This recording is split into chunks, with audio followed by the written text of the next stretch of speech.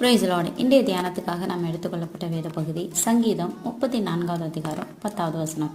சிங்கக்குட்டிகள் தாழ்ச்சியடைந்து பட்டினியாக இருக்கும், கர்த்தரை தேடுகிறவர்களுக்கோ ஒரு நன்மையும் குறைபடாது. சிங்கங்களை பற்றி நமக்கு எல்லாருக்குமே தெரியும். காட்டுக்கே ராஜா அப்படின்னு சொல்லி எல்லாராலையுமே போற்றப்படுகிறது.